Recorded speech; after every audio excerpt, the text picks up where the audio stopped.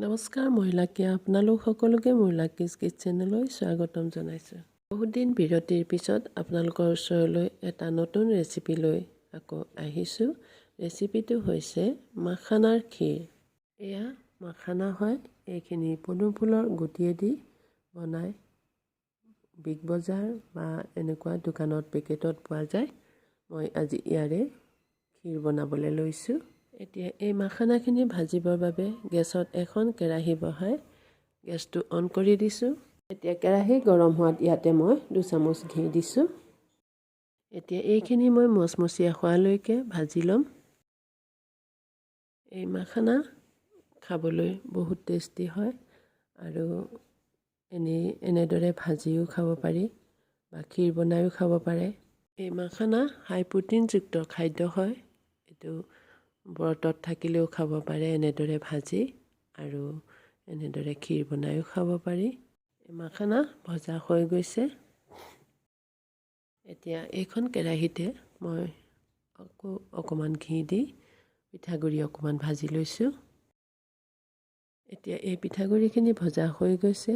এইখিনি এখন প্লেটত মই উলিয়াই ৰাখিছোঁ। এতিয়া এখন কেৰাহী গেছত বহাই ইয়াতে মই 1 লিটাৰতকৈ অলপ কম গাখীৰ দি এইখিনি গৰম হ'বৰ বাবে ৰাখি দিছোঁ। এতিয়া এই গাখীৰখিনি গৰম হোৱাত ইয়াতে ইলাচি 5টা দিছোঁ আৰু 2 কিলা তেজপাত দিছোঁ।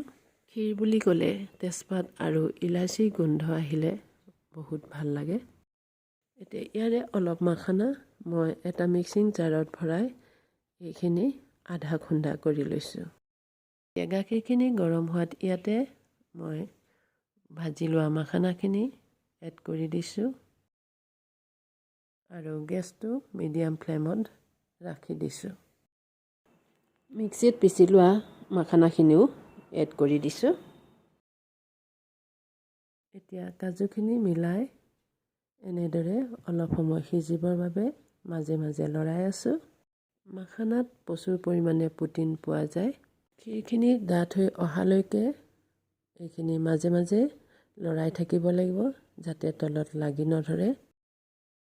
মাখানাখিনি অলপ সিজাত ইয়াতে মই সৰু চামুচেৰে 3 চামুচে ভাজি লোৱা পিঠাগুড়ি মিলাই দিছোঁ।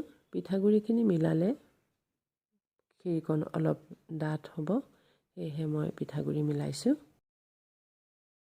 এতিয়া মাখানাখিনি অলপ সিজি অহাত ইয়াতে মই টেবুল চামুচেৰে 3 চামুচ চেনি মিলাই দিছোঁ। আপোনালোকে আপোনালোকৰ সোৱাদ অনুযায়ী চেনি মিলাই ল'ব। এইখিনি দিয়াৰ পিছত এইখিনি মই এনেদৰে লৰাই আছোঁ যাতে তলত লাগি নধৰে। এতিয়া একেবাৰে শেষত কিচমিচখিনি দি গেছটো অফ কৰি দিছোঁ।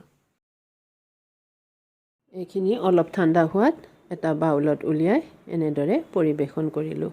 এনেদৰে আপোনালোকেও মাখানাৰ ক্ষীৰ ঘৰতে বনাই খাবচোন।